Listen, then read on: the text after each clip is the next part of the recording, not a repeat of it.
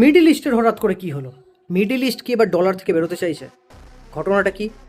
UAE নাকি শোনা যাচ্ছে যে অপেক ছেড়ে ব্রিক্সে জয়েন করছে। এবার অপেকটা কি? যদি লেম্যান ল্যাঙ্গুয়েজে বলা যায় যে অপেক হচ্ছে একটা ওয়ার্ল্ডের অয়েল কন্ট্রোল বোর্ড। তারা এই অয়েলের সাপ্লাই চেনটাকে কন্ট্রোল করে, মানে পার ডে কত তেল তোলা হবে না হবে। প্লাস যদি পরোক্ষভাবে দেখা যায় এইবারে ডলার মানে ডমিনেটিং যে এই অয়েলের জায়গাটা আছে, এটাকে এই অপেকই কন্ট্রোল করে। কারণ কি? Backed by USA obviously. এইবার এই অপেক ছেড়ে তারা যদি ব্রিক্সে জয়েন করে, এতে ইন্ডিয়ার সুবিধা কোথায়? কারণ ইন্ডিয়া ব্রিক্সের একটা বলতে গেলে মেন সদস্যর মধ্যে পড়ে।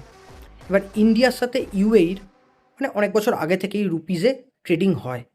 এবার ইন্ডিয়া যদি অয়েল একটা পারচেস করে রুপিজে, তাহলে একটা ইন্ডিয়ার ইকোনমিটাও একটু শক্ত হবে। আর ইন্ডিয়া একটা ওয়ার্ল্ডের টপ বলতে গেলে অয়েল ইম্পোর্টারের মধ্যে পড়ে। দেখা যাক কী হয়। আপনাদের কি মতামত জানাতে ভুলবেন না। এরকম ভিডিও পেতে আমাকে ফলো করতে ভুলবেন না। ধন্যবাদ।